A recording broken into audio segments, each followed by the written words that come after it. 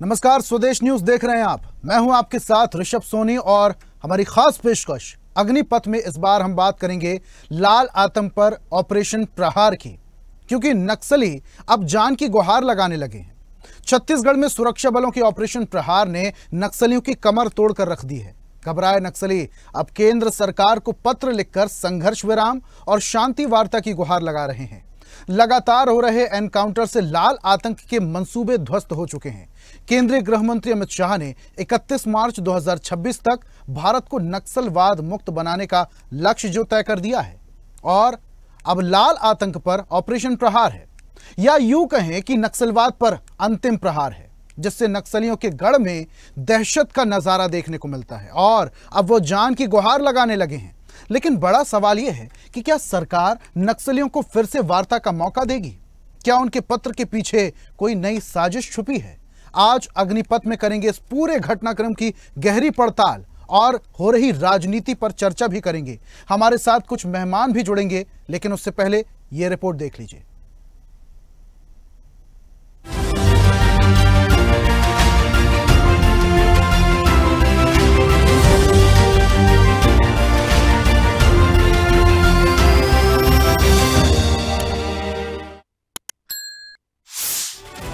छत्तीसगढ़ में लाल आतंक पर एक के बाद एक प्रहार से नक्सली निढाल हो गए हैं।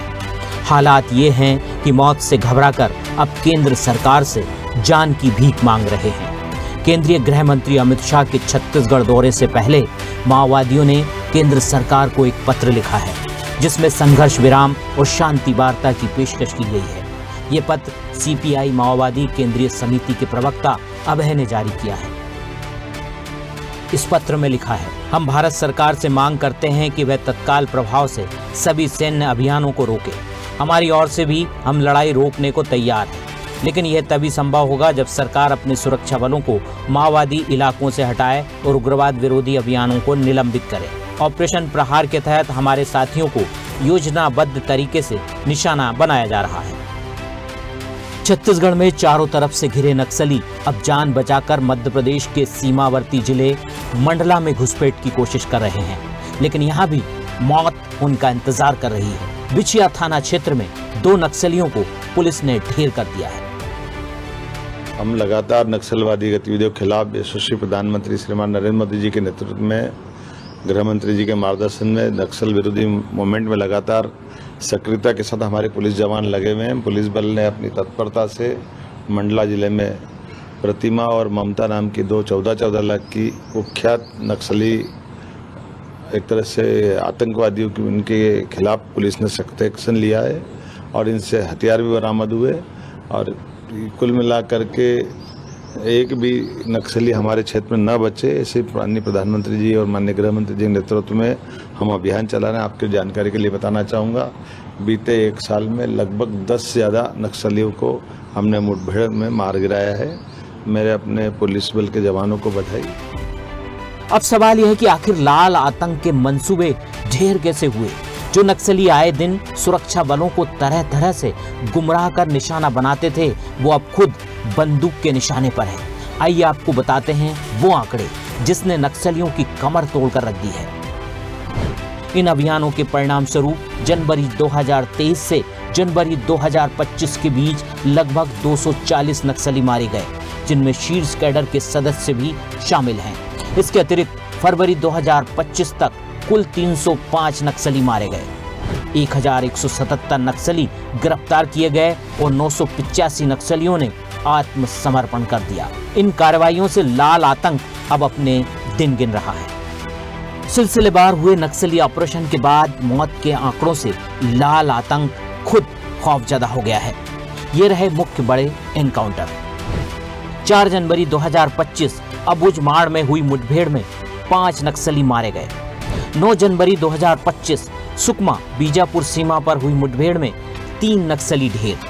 12 जनवरी 2025 बीजापुर जिले में सुरक्षा बलों ने 5 नक्सलियों को ढेर किया। 16 जनवरी 2025 बीजापुर की मुठभेड़ में 18 नक्सली मारे गए। 21 जनवरी 2025 गरियाबंद में 2 मुठभेड़ में 16 नक्सली मारे गए। 2 फरवरी 2025 बीजापुर की मुठभेड़ में 8 नक्सलियों को मार गिराया गया। 9 फरवरी 2025 को बीजापुर में सुरक्षा बलों के साथ मुठभेड़ में 31 नक्सली ढेर।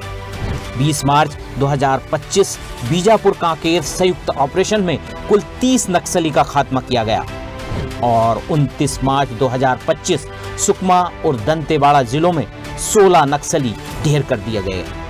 मैं सबसे पहले एक बात इस सदन में जिम्मेदारी के साथ बताना चाहता हूं, 21 मार्च 2026 को इस देश से नक्सलवाद समाप्त। और मैं जो बोल रहा हूं इसके पीछे नरेंद्र मोदी सरकार के 10 साल का परिश्रम। केंद्र सरकार ने 31 मार्च 2026 तक भारत को नक्सलवाद से मुक्त करने का टारगेट फिक्स किया है। अगले दिनों में गृह मंत्री अमित शाह छत्तीसगढ़ का दौरा करने वाले हैं। उससे पहले आया ये पत्र संकेत देता है कि माओवादी अब सुरक्षा बलों के बढ़ते दबाव में हैं। सरकार की रणनीति अब तक सख्त रही है, लेकिन ये देखना दिलचस्प होगा कि क्या सरकार माओवादियों की इस शांति वार्ता की अपील को स्वीकार करेगी या ऑपरेशन प्रहार को और तेज करेगी। ब्यूरो रिपोर्ट, स्वदेश न्यूज।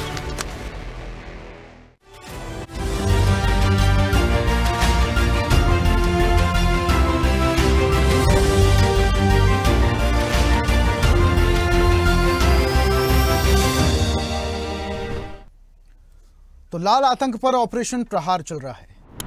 केंद्रीय गृह मंत्री अमित शाह ने टारगेट सेट कर दिया है। मार्च 2026 तक लाल आतंक पूरे देश से गायब।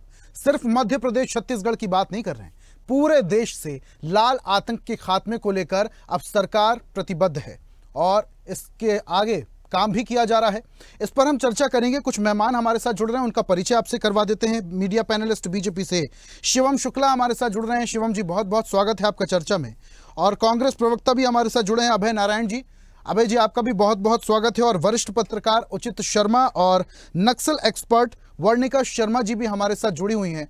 दोनों मेहमानों का बहुत बहुत स्वागत है। और चर्चा की शुरुआत में नक्सल एक्सपर्ट वर्णिका शर्मा जी से ही करूंगा।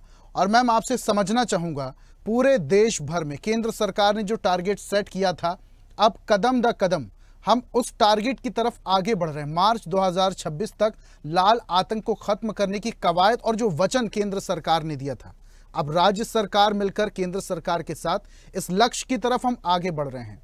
क्या लगता है आपको, सरकार का ये जो कदम है ये कैसा है?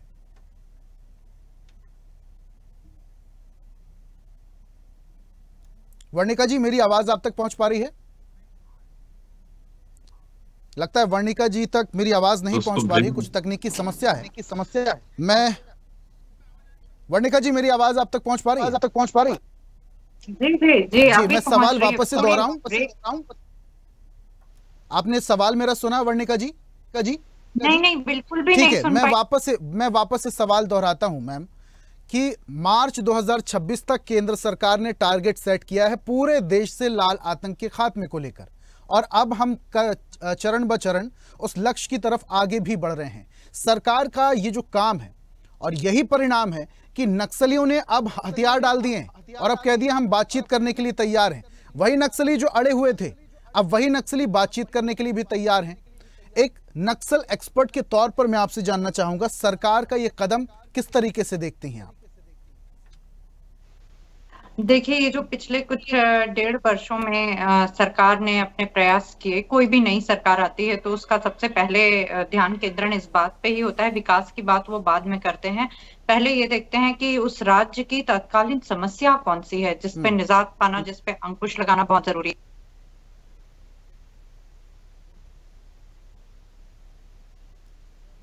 वर्णिका जी, आपकी आवाज स्पष्ट नहीं आ पा रही है।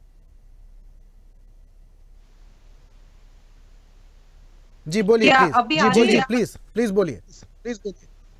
जी, तो छत्तीसगढ़ में भी सरकार के पदार्पण के साथ ही उन्होंने एक विशेष उद्देश्य को लेकर पदार्पण किया कि इस क्षेत्र में नक्सल उन्मूलन करना है और इस चीज को लेके, इस बात को लेके वो बिल्कुल कटिबद्ध होकर के अपने काम में थे। ये बात अच्छी थी, हर सरकार अपनी नीति और योजनाएं बनाती है और उसका इम्प्लीमेंटेशन करती है, आउटपुट की बात बाद में की जाती है। लेकिन जब इस सरकार ने अपना काम करना शुरू किया तो दोनों ही मोड पे एक जो एक्शन प्लान तैयार किया वो स्ट्रेटेजिकली और टैक्टिकल दोनों ही बेस पे इन्होंने अपना काम करना आरंभ किया। यानी कि एक तरफ गन तो दूसरी तरफ मन के लिए जो इन्होंने सबसे पहली योजना बनाई, इन्होंने ये सोचा कि कॉन्फिडेंस बिल्डिंग मेजर्स उस क्षेत्र में, क्योंकि इंसर्जेंसी हो या काउंटर इंसर्जेंसी, दोनों का जो मेन ग्राउंड होता है, केंद्र बिंदु होती है, वो वहां की आम जनता होती है। और यदि वो भयमुक्त नहीं होगी तो हम आगे कोई भी बात नहीं कर सकेंगे। यदि हम उनके बीच में किसी भी प्रकार का कॉन्फिडेंस बिल्डिंग मेजर डेवलप नहीं करेंगे, विश्वास बहाली के उपाय नहीं करेंगे, तो हम कभी भी इस समस्या से निजात नहीं पा सकेंगे। यही वजह थी कि आत्मसमर्पण की जो सरकार के द्वारा नीतियां बनाई गई वो बहुत ही अलग और बहुत अच्छी थी। उस क्षेत्र में लगातार मेरा जाना आना होता है, तो तब में आज से 5-6 साल पहले में और अब में मैं बहुत बड़ा अंतर, एक ड्रास्टिक चेंज महसूस कर पा रही हूँ उस क्षेत्र में, क्योंकि वहां की आम जनता, विशेष रूप से युवा, अब बिल्कुल चाहने लगे हैं कि हमको भी मैदानी क्षेत्रों की भांति ही पैरेलल एक ऐसा ही विकास हमको भी करना है। हम क्यों पीछे हैं हमारे क्षेत्र में? वर्णिका जी, एक चीज मैं आपसे और समझना चाहूंगा, ये जो नक्सली संगठन, इनमें देखिए, पीसीआर मेरी आवाज रिपीट आ रही है। वर्णिका जी, मेरी आवाज आप तक पहुंच पा रही है? जी, मैं आपसे समझना चाहूंगा, नक्सल संगठन जो थे इसमें 2 धड़े थे। एक धड़ा जो पूरे तरीके से नक्सलवाद को समर्पित था और जो दूसरा धड़ा था जिसने मजबूरी में बंदूक उठाई थी। तो क्या इनकी संख्या ज्यादा थी और इसी का फायदा सरकार को मिला? सरकार ने जैसी नीतियां चलाई, लोन वराटू अभियान चलाया, पुनर्वास नीति चलाई और नक्सलियों के लिए समर्पण के दौरान भी कुछ योजना चलाई, इसका फायदा सरकार को मिला है? सरकार की भी एक सुनियोजित योजना थी, जैसे कि मैं अभी कह रही थी, इनके आप जिन 2 धड़ों की बात कह रहे थे, ये मूलतः एक ही जगह से पोषित थे। लेकिन एक बात मैं स्पष्ट रूप से कहूंगी कि पिछले कुछ वर्षों में वास्तविकता सामने आने लगी थी और जो इनके मिलिट्री विंग के भी लोग थे उनको ये बात स्पष्ट हो गई थी कि इसमें कोई भी भविष्य नहीं है, एक असुरक्षित जीवन है जिसमें यहाँ से वहां केवल भागना है और अंत में अपने जीवन की आहुति दे देनी है। कोई एक निश्चित लक्ष्य इनको समझ नहीं आ रहा था, ये अपने लक्ष्य से बिल्कुल बिखर चुके थे। ठीक है वर्णिका जी, वापस आऊंगा आपके पास। मैं उचित जी का रुख करूंगा और सर आपसे भी समझना चाहूंगा, वरिष्ठ पत्रकार के तौर पर आप हमारे साथ जुड़े हुए हैं, जमीनी स्तर पर आप पहुंचते हैं, लोगों से मुलाकात भी करते हैं और छत्तीसगढ़ की राजनीति को और नक्सल प्रभावित इलाके को भी आप बखूबी समझते और जानते हैं। सर आपसे समझना चाहूंगा, पहले के जो सिनेरियो था पहले का और अभी का जो सिनेरियो है, क्या उसमें अंतर आप देखते हैं? ये जो सरकार ने ये जो नक्सल ऑपरेशन चलाया है, इसका असर आप किस तरीके से देखते हैं जमीनी स्तर पर? नो डाउट कि इसका प्रभाव तो पड़ा है छत्तीसगढ़ में और बहुत सकारात्मक पॉजिटिव हुआ है। पहले हमारे लगभग काफी जिले इसके प्रभावी थे, अब बहुत उस पर कमी आई है। खासकर मैं कहूंगा कि अभी जो पिछले 14-15 महीने में है, तो इससे बिल्कुल निश्चित तौर पर प्रहार तो उन पर हुआ है, लेकिन केवल इन्हीं की वजह से हुआ है ऐसा मैं नहीं मानता। इसके लिए पिछली सरकार ने भी प्रयास किया और मेरा ऐसा मानना है कि अगर कोई भी छत्तीसगढ़ के कोई भी मुख्यमंत्री हो,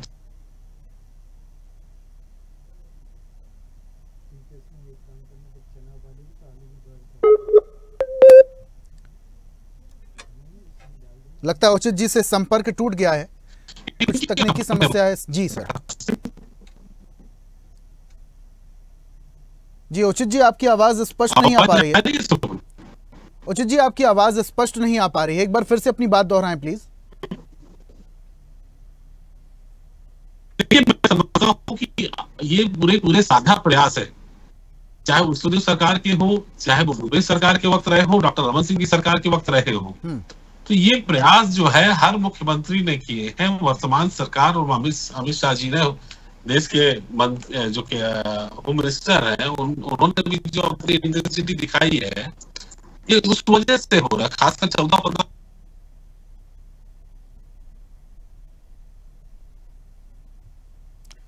जी उचित जी, कुछ तकनीकी समस्या है, कुछ नेटवर्क का इशू है सर आपके साथ। हम वापस आएंगे आपके पास, आपसे और भी जानकारी लेंगे।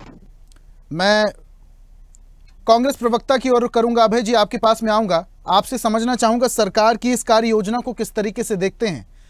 हालांकि लंबे वक्त से जो कांग्रेस के कार्यकर्ता थे वो भेदभाव का आरोप लगाते रहे हैं, लेकिन ये जो काम सरकार की तरफ से किया जा रहा है, भले ही डबल इंजन की सरकार काम कर रही है, इसको किस तरीके से देखते हैं आप अभय जी?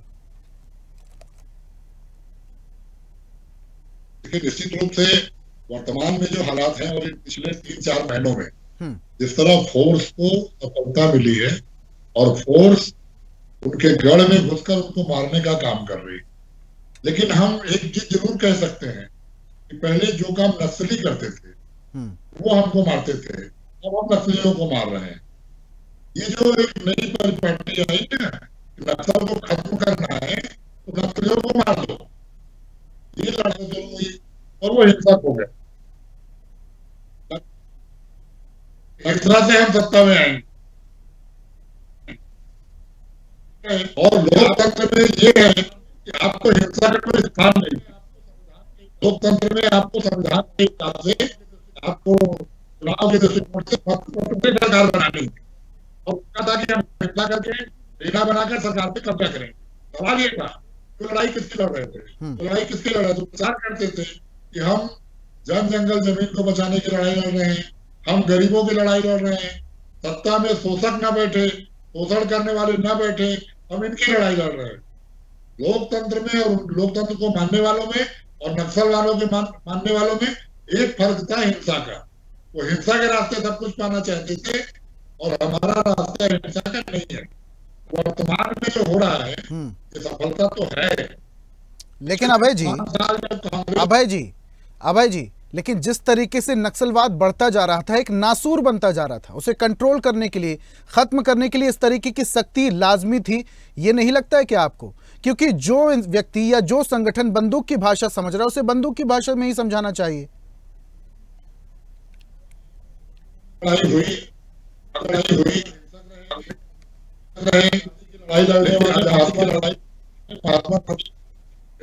अहिंसा के साथ चलते रहे, अपने आप संगठित किया, संगठित किया, अपने जो भारत छोड़ो का नारा और उसके बहुत सारे गरम दल थे, नरम दल थे, सब अपने अपने तरीके से बात करते रहे। ठीक है अभय जी, वापस से आऊंगा आपके पास, कुछ तकनीकी समस्या है, शायद नेटवर्क का इशू है, वापस से आऊंगा आपके पास। मीडिया पैनलिस्ट बीजेपी से हमारे साथ शिवम शुक्ला भी जुड़े हैं, जरा उनका भी रुख कर लेता हूं, उन्हें भी चर्चा में शामिल कर लेता हूं। सर, यहां पर हिंसा की बात कर रहे थे अभय जी, क्या कहेंगे? नक्सलवाद खत्म करना है या नक्सलियों को खत्म करना है? सरकार जिस तरीके से काम कर रही है उसमें नक्सली ज्यादा खत्म हो रहे हैं, तो सरकार नक्सलवाद खत्म करने के लिए प्रतिबद्ध है या फिर नक्सलियों को खत्म करने के लिए प्रतिबद्ध है? मध्य प्रदेश और केंद्र की हमारी सरकार, छत्तीसगढ़ की हमारी सरकार एक साझा समन्वय के माध्यम से नक्सलवाद के खिलाफ जो आखिरी जंग है उसको छेड़े हुए हैं और उस क्रम में कई बार हमें कठोर होकर के भी कार्रवाई करनी पड़ रही है। संवाद के रास्ते भी खुले रखे गए हैं और जो लोग आत्मसमर्पण करने को तैयार है, अनुभूति पूर्वक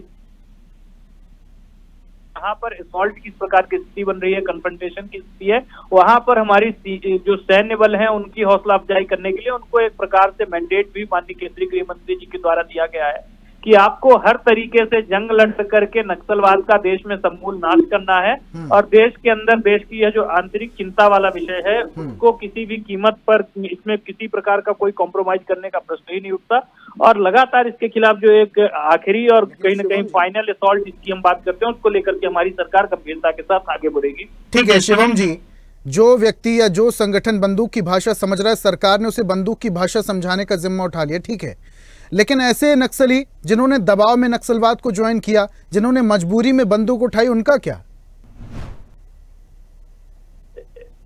देखिए, स्वाभाविक तौर पर हम लगातार एक संवेदना के साथ इस प्रकार के विषयों पर कार्रवाई कर रहे हैं, लेकिन हमारी कोई भी संवेदना किसी भी रूप में कमजोरी के रूप में नहीं देखी जानी चाहिए।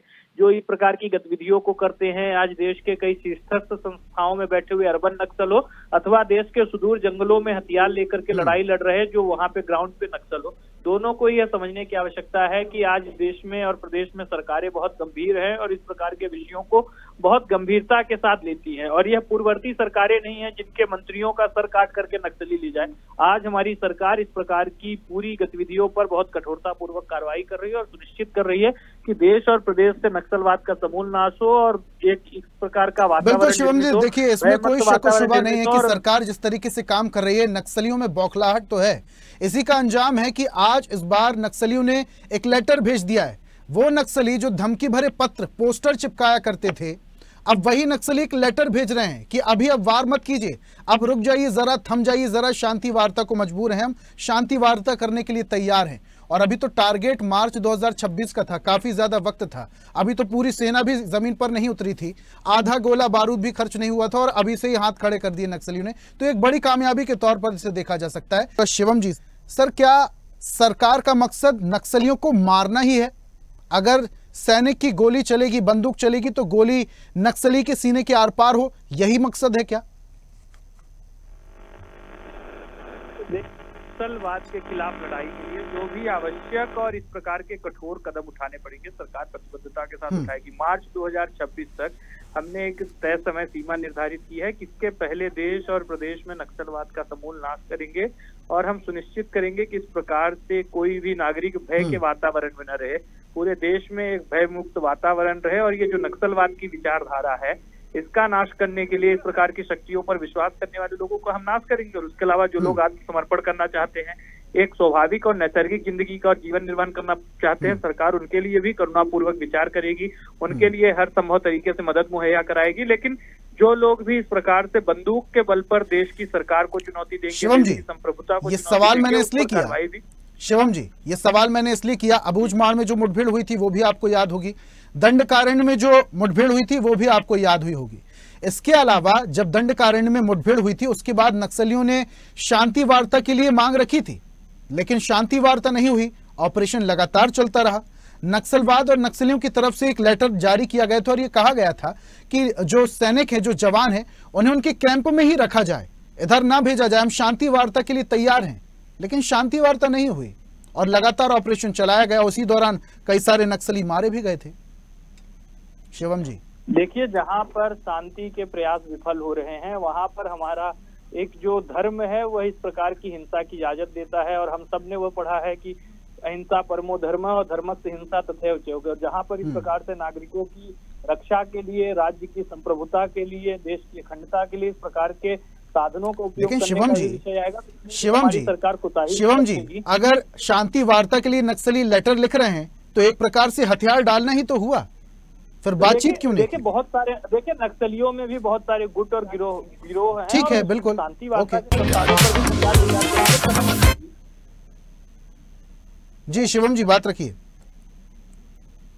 देखिए, स्वाभाविक तौर पर इस प्रकार के पत्रों पर भी विचार किया जाएगा। विभिन्न सारे नक्सलियों के भी अपने गुट और गिरोह हैं, तो हम जो लोग भी शांति वार्ता में आगे आएंगे उनके ऊपर सहानुभूति पूर्वक विचार करेंगे। लेकिन जो लोग अभी भी हथियार डालने को तैयार नहीं है, उनके विरुद्ध कठोरतम कार्रवाई के माध्यम से सुनिश्चित किया जाएगा कि नक्सलवाद का समूल नाश करके देश और प्रदेश से नक्सलवाद जैसी घटनाओं को पूरी तरीके से समाप्त किया जाए। चलिए ठीक है, वापस से आऊंगा आपके पास। शिवम जी, अजय जी का भी मैं रुख कर लेता हूं, उनसे भी चर्चा कर लेता हूं जरा। अजय जी, पूरी बात आपने शिवम जी की सुनी, कह रहे हैं कि सरकार पूरी तरीके से प्रतिबद्ध है और वचनबद्ध है कि अगर नहीं मानोगे, बंदूक की भाषा ही समझोगे, कि सरकार बंदूक की भाषा ही समझाएगी आपको। लेकिन आपसे समझना चाहेंगे, सरकार ने जो कदम उठाया है और नक्सलियों की तरफ से ये जो शांति वार्ता के लिए लेटर लिखा गया है, इसको किस तरीके से आप देखते हैं? क्या ये सरकार की एक सफलता के तौर पर देखा जा सकता है? क्योंकि अभी तो पूरी तरीके से सेना जमीन में उतरी भी नहीं थी, जंगल में घुसी भी नहीं थी, आधा गोला बारूद भी खर्च नहीं हुआ था और अभी से नक्सलियों ने हथियार डाल दिया। अभी तो 1 साल बाकी है टारगेट को। अभय जी, तो होता है तो रणनीतियां बनी,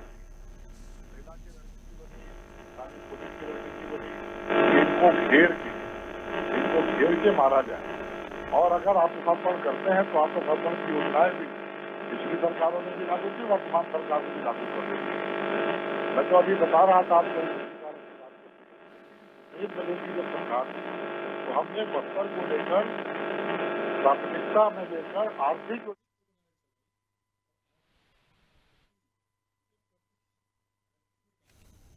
ठीक है अभय जी, कुछ तकनीकी समस्या आपके नेटवर्क में, उसको दुरुस्त करके जल्दी से मैं आपके पास आता हूं। अभी फिलहाल शिवम जी से चर्चा कर लेते हैं। सर, आपसे समझना चाहेंगे, नक्सली शांति वार्ता को तैयार है, सरकार कैसे शांति वार्ता करने वाली है? क्या इसके लिए भी कोई रणनीति बनाई गई है?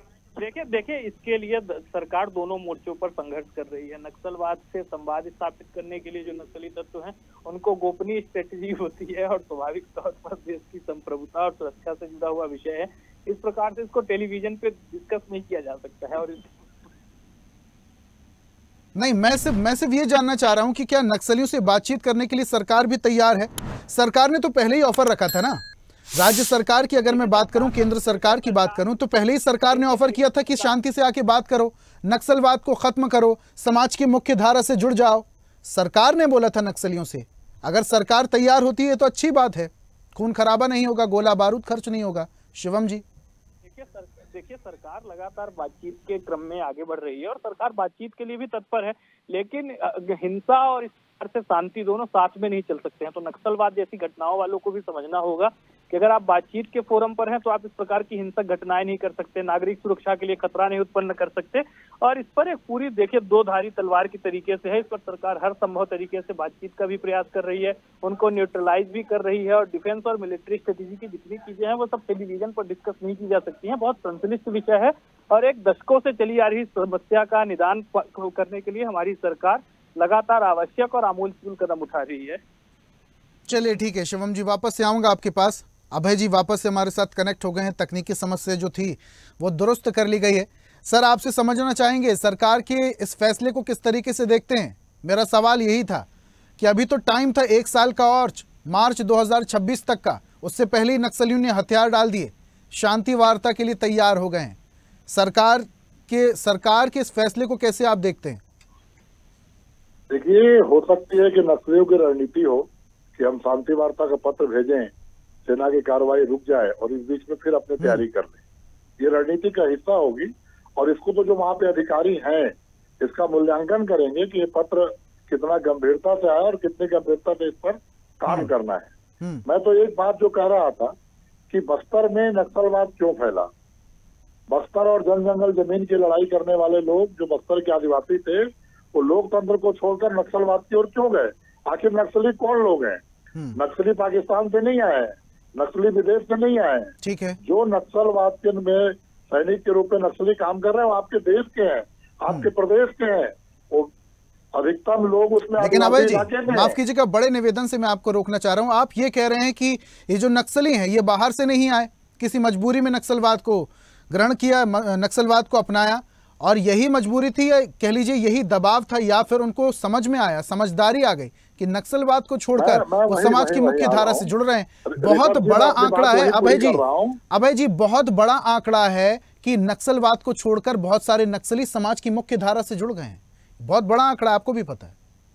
ऋषभ जी, मैं वही आ रहा हूँ कि आखिर आप लोग नक्सलियों के बाद भर्ती होने के लिए नहीं जा रहे हैं, गाँव वाले उनकी मदद नहीं कर रहे हैं, गाँव वालों ने उनका बहिष्कार कर दिया। और अब जब नक्सलवादियों को लगा कि ये हमारे समझाने से बाहर है, इनको हम अब चीजें नहीं समझा सकते, क्योंकि बस्तर का विकास हुआ। भूपेश बघेल सरकार ने बस्तर का विकास किया, व्यक्तिपरक विकास किया, स्कूल स्वास्थ्य शिक्षा का इंतजाम किया। टाटा को जो जमीन दी गई थी जमीन लेकर आदिवासियों को वापस की गई। लेकिन अभय जी, नक्सलवाद के खात्मे के लिए भूपेश सरकार ने कदम क्यों नहीं उठाया? लेकर वो भड़काते थे, वो सभी काम बंद हुए। और यही नहीं, छत्तीसगढ़ नहीं, अभय जी देखिएगा नक्सलियों का सफाया अभय जी पे हो रहा है। नक्सलवाद के खात्मे के लिए भूपेश सरकार ने कदम क्यों नहीं उठाए? लोन वराटू अभियान चलाया, नो डाउट, उसमें पता है मुझको कि बहुत सारी संख्या में वहां उस दौरान भी नक्सलियों ने आत्मसमर्पण किया था, लेकिन फुल कंट्रोल नहीं लगा था। और उस दौरान भी बस्तर में हिंसापात होती थी, रक्तपात होता था। दंतेवाड़ा की बात करूं मैं, अगर बाकी तमाम जगहों की बात करूं, बीजापुर की बात करूं, वहां पर भी नक्सलवाद था। भूपेश सरकार अगर कदम उठाती तो तब से अब तक में बहुत अंतर आ गया होता। ऋषभ जी, जब 2003 में रमन सिंह की सरकार आई तो ये 6 ब्लॉकों में था बस्तर के, जो 15 और 16 जिलों में फैलने का काम छत्तीसगढ़ में किया। रमन सिंह सरकार में अनकंट्रोल हुए वो, रमन सिंह सरकार में चले पुले वो, क्योंकि शोषण होता था, लोग शोषण करते थे और आदिवासी शोषण के खिलाफ लामबंद होकर लोकतंत्र के साथ में जाकर नक्सलवाद के साथ जाते थे। लेकिन भूपेश बघेल की सरकार ने, कांग्रेस सरकार ने व्यक्तिपरक विकास किया, 62 वनोपज के एमएसपी पर खरीदने का काम किया, सुदूर इलाके में सड़कें बनाई, पुल पुलिया बनाए, आज जो सेना को सफलता मिल रही है, लेकिन झीरम कांड का खुलासा नहीं किया साहब अभय जी। झीरम कांड का खुलासा नहीं किया। झीरम कांड में बड़े कांग्रेस के दिग्गज नेता जो शहीद हो गए थे, जो दुनिया को अलविदा कह गए थे, अभय जी भूपेश बघेल जी, भूपेश बघेल जी मीडिया के सामने कहते थे मेरे पास एक सीडी है, तमाम सबूत, तमाम नाम, तमाम चीजें हैं उसमें, बहुत सारे खुलासे हो जाएंगे। वो सीडी लेके घूमते ही रहे।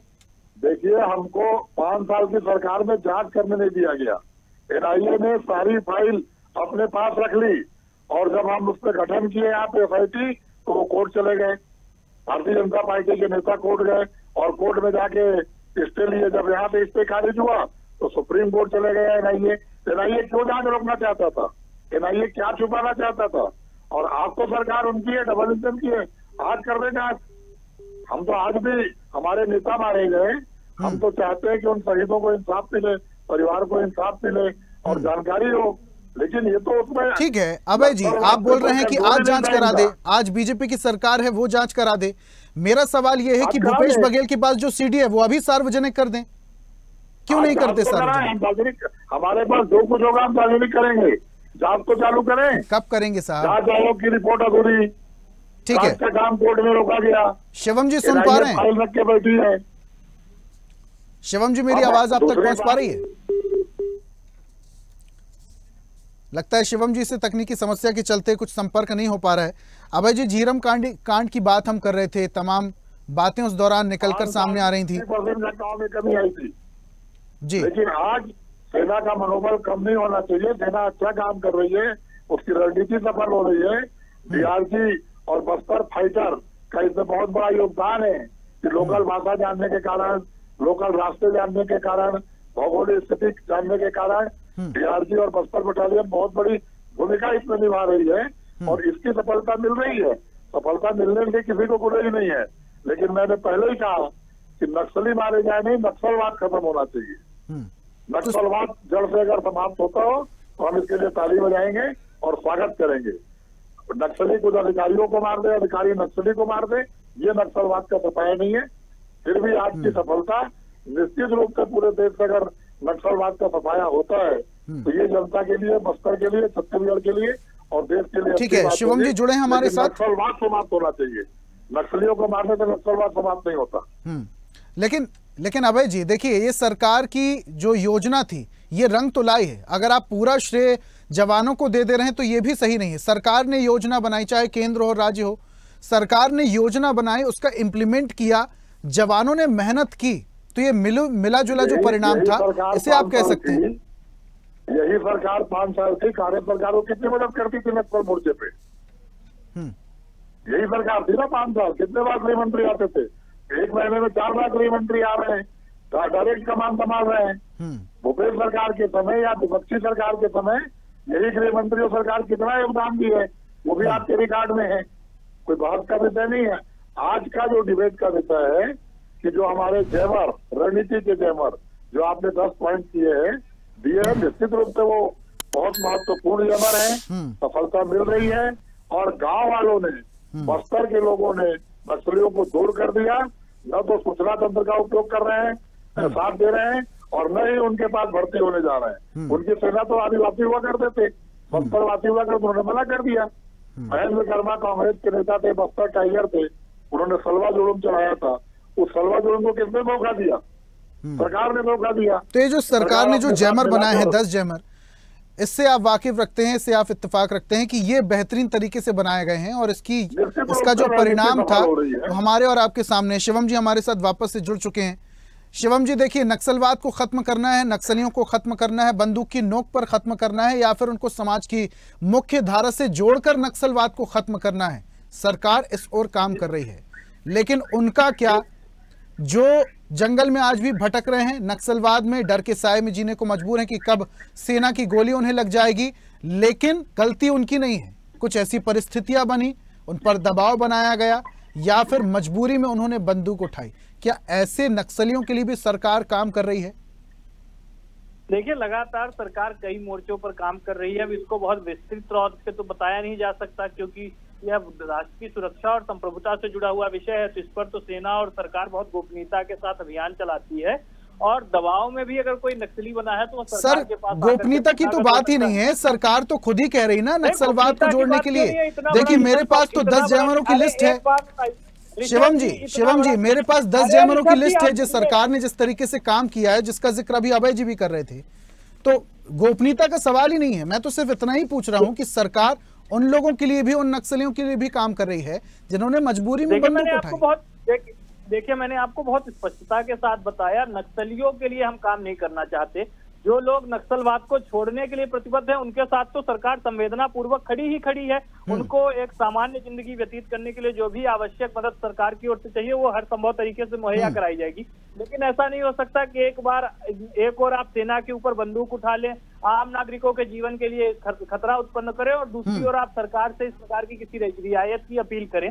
सरकार बहुत स्पष्ट है और नक्सलवाद के खिलाफ इस जंग को हम आखिरी एकदम असॉल्ट तक लेके जा रहे हैं। और आने वाले वक्त में हम देखेंगे कि पूरा छत्तीसगढ़, पूरा देश एक भय मुक्त वातावरण में कहीं ना कहीं रहेगा और नक्सलवाद जैसी घटनाएं अतीत का भाग बन चुकी होंगी। ठीक है अभय जी, पूरी बात आपने सुनी शिवम जी की। वो तो कह रहे हैं कि पूरी तरीके से नक्सलवाद को खत्म करने के लिए सरकार काम कर रही है, हालांकि कुछ गोपनीयता की भी वो बात कर रहे थे। निश्चित रूप से ऋषभ जी, गोपनीयता की बात है। सरकार की जो रणनीति होती है, विशेषकर फोर्स की रणनीति, वो सामने नहीं लाई जाती। आपने जो 10 जैमर दिया है और 10 जैमर के जो परिभाषित किया आपने, वो काम कर रहे हैं और उसी की सफलता है। चाहे कांग्रेस की सरकार थी और अभी विष्णुदेव साय की सरकार है, वहाँ के अधिकारियों को लंबे समय तक वहीं रखा गया। वो आईजी, तो इसको आप सरकार की सफलता मानते हैं सर? लंबे समय से काम कर रहे हैं अभय जी, इसको आप सरकार की सफलता मानते हैं? विवेकानंद सिन्हा जी लंबे समय तक वहाँ काम किए, अभय जी नहीं हटाया गया। अभय जी, इसको आप सरकार की सफलता मानते हैं? मैंने कहा ना कि रणनीतिक सफलता पूरी है। रणनीति वाइज लड़ाई आप लड़ रहे हैं, लेकिन वही काम नक्सली करते थे, वही काम सरकार कर रही है। गोली का जवाब गोली से देने का काम, और गोली से ही सफाया हो रहा है। अभी उनका पत्र आया है, इस पे सरकार के विचार आ जाए। सरकार की तरफ से क्या विचार आते हैं? वार्ता होती है कि झगड़े को रोकते हैं, कि मारपीट रुकती है, कि मारपीट चलता रहेगा। ये अभी आने के बाद उस पर अपन डिबेट कर सकते हैं। लेकिन अगर नक्सली उसमें आ गए हैं तो मैंने कहा उनकी रणनीति होगी कि पत्र भेज के पहले बटालियन को और फोर्स को रोका जाए, पहले अपने मृतकों की संख्या को रोका जाए, पहले सैनिकों को बचाया जाए। ये रणनीति होगी। अब उस रणनीति को लेकर हमारी क्या रणनीति बनती है, सरकार क्या रणनीति बनाती है, उस पर डिबेट रणनीति के बाद ही हो सकती है। मैंने कहा कि जो छत्तीसगढ़ में चर्चा का विषय है कि आखिर अमित शाह जी बार बार छत्तीसगढ़ क्यों आ रहे हैं, नक्सलियों का सफाया करने आ रहे हैं, ये सरकार की ओर से आता है। लेकिन 1 साल में नक्सलियों का सफाया हो जाएगा, कहीं रणनीति ये तो नहीं बन रही है कि नक्सलियों का सफाया करके अपने उद्योगपति मित्रों बढ़ा के वहां छोड़ेंगे, उनके लिए रेड कारपेट बिछाया जा रहा हो। ये भी एक चिंता का विषय है। चलिए ठीक है, बड़ा सवाल आपने खड़ा किया, शिवम जी जवाब देंगे। शिवम जी, नक्सलवाद को खत्म कर दिया, चलिए ठीक है। शिवम जी, नक्सलवाद को खत्म करके क्या उद्योगपतियों को जमीन देने का विचार तो नहीं है सरकार का? देखिए, कांग्रेस के प्रवक्ता ही इतनी मूर्खतापूर्ण बातें कर सकते हैं। सबसे पहली चीज हमारी प्राथमिकता नक्सलवाद की है, उसके पश्चात वहाँ पर क्या होगा ये बात का विषय है। उद्योग से इनको क्या आपत्ति है? शिवम जी देखिए, शिवम जी आप भी मेरे मेहमान हैं। शिवम जी आप भी मेरे मेहमान हैं, अभय जी भी मेरे मेहमान हैं। जरा शब्दों का चयन बहुत सतर्कता से कीजिए, उम्र में काफी बड़े हैं। विचार करने के पश्चात ही इस प्रकार की बात बोल रहा हूँ। ऐसी मूर्खतापूर्ण बातें चाहिए। सबसे महत्वपूर्ण चीज है कि नक्सलवादी भी क्या चाहते हैं, वहाँ पे उद्योग न लगे, वहाँ पर रोजगार की संभावनाएं न हो, वहाँ पर देश की निर्वाचित सरकार का शासन न चले, वहाँ पे माओ। नहीं शिवम जी, सवाल ये नहीं है कि उद्योग वहाँ न लगे। अभी तो मुख्यमंत्री विष्णुदेव साय बेंगलोर होके आए हैं। ऋषभ जी या तो फिर आप ही बोल दो। शिवम जी, सवाल ये नहीं है, शिवम जी सवाल ये नहीं है कि उद्योग ना लगे। शिवम जी, सवाल ये नहीं कि उद्योग ना लगे, सवाल ये है कि उद्योग लगेंगे किसके? क्या किसी को राजनीतिक फायदा पहुंचाने के लिए ये किया जा रहा है? सवाल ये देखिए, काल्पनिक प्रश्नों के जवाब देने के लिए मैं बाध्य नहीं। और दूसरी जो सबसे महत्वपूर्ण चीज ऋषभ जी आप समझ लीजिए देश की सरकार आज जो कदम उठा रही है, अगर वो पूर्ववर्ती सरकारें कांग्रेस अपने तरीके से लड़ाई लड़ रही थी तो आज देश की आजादी के 75 वर्षों बाद तक नक्सलवाद की समस्या इतनी बड़ी व्यापक कैसे हो गई? क्यों इनके ही नेताओं का मध्य प्रदेश जैसे राज्य में इनके मंत्री का, निर्वाचित सरकार के मंत्री का सर काट करके नक्सली ले गए? और दूसरा, छत्तीसगढ़ में हमने देखा कि कांग्रेस ने अपनी एक सिलसिलेवार तरीके से पूरी लीडरशिप को खोने का काम किया। तो उस स्थिति में इनको समझना चाहिए कि आज जब हम 2026 का कमिटमेंट लेकर के चले, उसके बाद जो एक अमन और चैन की कमिटमेंट के जरिए शिवम जी, कमिटमेंट के लिए क्या गोली का जवाब गोली से ही दिया जाना है? ये स्पष्ट कर दीजिए जरा। जवाब जहां आवश्यकता पड़ेगी तो गोली से भी दिया जाएगा, तलवार से भी दिया जाएगा, बंदूक से भी दिया जाएगा। राज्य के पास यह शक्ति होती है कि वह हिंसा पर, संसाधनों पर, बंदूक पर, बारूद पर एकाधिकार रखे। राज्य और एक जो स्वतंत्र संस्था है उसके बीच यही तो अंतर है कि सरकारों के पास यह स्वतंत्रता होती है कि वह राष्ट्र की संप्रभुता के लिए अगर हथियार उठाने की आवश्यकता पड़े तो वह उठा ले, लेकिन अगर कोई व्यक्ति देश के खिलाफ हथियार उठाता है तो उसका जवाब हथियार दे करके एक महत्वपूर्ण सवाल अभय जी ने उठाया है शिवम जी, बलों के ऊपर बारूद का फायर करे, कोई बंदूक चलाए और हम वहाँ पर। शिवम जी, एक महत्वपूर्ण सवाल अभय जी ने उठाया कि गृह मंत्री अमित शाह पहले तो इतनी बार छत्तीसगढ़ नहीं आए, इस बार इतनी बार छत्तीसगढ़, हालांकि उन्होंने टारगेट सेट कर दिया मार्च 2026 का, लेकिन इसके पीछे कोई उद्देश्य है क्या सरकार का? ये बड़ा सवाल अभय जी ने खड़ा किया। अरे अब आप सुनोगे तब तो जब सब बोलिए ना साहब। पहले इनकी कांग्रेस नहीं, देखिए पहले कांग्रेस की छत्तीसगढ़ में सरकार थी, वो कहीं ना कहीं उनके प्रति सहानुभूति रखती थी, उनको प्रश्रय देने का काम करती थी। इनके मंत्री कवासी लखमा के ऊपर कांग्रेस के ही कई नेताओं ने आरोप लगाए कि किस प्रकार से उन्होंने नक्सलवाद जैसी गतिविधियों को करने का काम किया। तो स्वाभाविक तौर पर आज हमारी सरकार छत्तीसगढ़ में भी है, उसका परस्पर सहयोग हमारी केंद्रीय सरकार को है और गृह मंत्री अमित शाह जी स्वयं इस पूरे अभियान की निगरानी कर रहे हैं। और छत्तीसगढ़ की जनता को जो हमने वादा किया था चुनाव में कि 2026 तक नक्सलवाद का समूल नाश होगा, उस दिशा में हम आगे बढ़ रहे हैं, मजबूती के साथ काम कर रहे हैं और सफलतापूर्वक यह अभियान हमारा लगातार एक बुलंदी और ऊंचाई की ओर आगे बढ़ रहा है। चलिए ठीक है अभय जी, पूरी बात शिवम जी की सुनी आपने। गृह मंत्री अमित शाह ने बीड़ा उठाया है लाल आतंक को खत्म करने के लिए, और अगर ऐसे में सबसे प्रभावित इलाके, सबसे प्रभावित प्रदेश छत्तीसगढ़ अगर नक्सलवाद को खत्म करने के लिए खुद वो मोर्चा संभाल ले रहे हैं तो इस पर सवाल क्या खड़ा करना साहब? ऋषभ जी, सवाल खड़ा करने के लिए जो हो रही है गतिविधियां, पहली बात तो मैंने कहा कि मैं डिबेट में लगातार बैठता हूँ, मध्य प्रदेश के बहुत सारे प्रवक्ता बैठते हैं, लेकिन हम दोनों प्रवक्ताओं को चाहिए कि शब्दों की मर्यादा रहे, हम कुछ भी सुनने के लिए नहीं बैठते। और जैसे इनकी रणनीति खुलती है, जैसे इनका रणनीति बाहर आता है तो ये बौखलाते हैं और बौखलाहट में शब्दों का चयन इनसे। अब देखिए एक दो सवाल मेरे और बचे थे अभय जी, बहुत निवेदन से मैं आपको रोक रहा हूँ बीच में। अभय जी, जब मुख्यमंत्री जाते हैं प्रधानमंत्री से मिलने दिल्ली तो बस्तर का रोड मैप देते हैं, जब प्रधानमंत्री छत्तीसगढ़ आते हैं तो बस्तर का रोड मैप देते हैं। मुख्यमंत्री को तो छत्तीसगढ़ का रोड मैप देना चाहिए ना, छत्तीसगढ़ का विकास करना है ना आपको। आप बस्तर ओलंपिक, छत्तीसगढ़ ओलंपिक होता था वो सरकार में, आपने बस्तर ओलंपिक कर दिया। तमाम चीजों पे आप बस्तर की भावनाएं उजागर करके, भावनात्मक लगाव दिखा के आखिर बस्तर के साथ क्या करने जा रहे हैं? अब देखिए अभय जी, ये जो तमाम सवाल आप खड़े कर रहे हैं, अभय जी ये जो तमाम सवाल आप खड़े कर रहे हैं इसका जवाब मैं शिवम जी से लेता। मुख्यमंत्री दे रहे हैं अभय जी, ये जो सवाल आप खड़े कर रहे हैं ये तमाम सवालों के जवाब में शिवम जी से लेता, लेकिन उन्होंने फोन काट दिया। एक तो काफी उत्तेजित भी लग रहे थे, शब्दों का चयन भी गलत तरीके से कर रहे थे। मैं और सवाल करता उनसे लेकिन उन्होंने फोन काट दिया। अब इसके पीछे भी उनकी कोई मंशा या मजबूरी रही होगी, चलिए कोई बात नहीं। शिवम जी बहुत शुक्रिया आपका हमारे साथ जुड़ने के लिए, और अभय जी आपका भी बहुत बहुत शुक्रिया हमारे साथ जुड़ने के लिए और तर्क रखने के लिए। हमारे तमाम जितने मेहमान हमारे साथ जुड़े हुए थे उन सभी का बहुत बहुत शुक्रिया। आज हम बात कर रहे थे लाल आतंक पर ऑपरेशन प्रहार की। राज्य सरकार, केंद्र सरकार मिलकर रेड कॉरिडोर को जड़ से खत्म करने के लिए, देश से पूरी तरीके से नक्सलवाद को खत्म करने के लिए अब वचनबद्ध है। इस पर काम भी किया जा रहा है और यही वजह है कि अब नक्सलियों ने एक शांति वार्ता को लेकर एक लेटर भेज दिया है केंद्र सरकार को और कह दिया कि हाँ हथियार हम डाल देते हैं और अब शांति से वार्तालाप की जाए, जो जवान अंदर घुस रहे हैं उन्हें कैंप में रोका जाए और पहले बात की जाए। कहीं ना कहीं सरकार जो ऑपरेशन चला रही थी उसको सफलता के तौर पर देखा जा रहा है। हालांकि अभी भी करीब करीब 1 साल है, मार्च 2026 तक सरकार ने टारगेट सेट कर दिया है। अब मार्च 2026 तक पूरी तरीके से देश से लाल आतंक खत्म होता है या नहीं, ये आने वाला वक्त बताएगा। आज की खास पेशकश में मेरे साथ फिलहाल इतना ही। देखते रहिए स्वदेश न्यूज, सबसे पहले देश। लेटेस्ट खबरों के लिए लाइक, फॉलो और YouTube पर सब्सक्राइब करें, बेल आइकन दबाएं, साथ ही विजिट करें swadeshlive.com पर।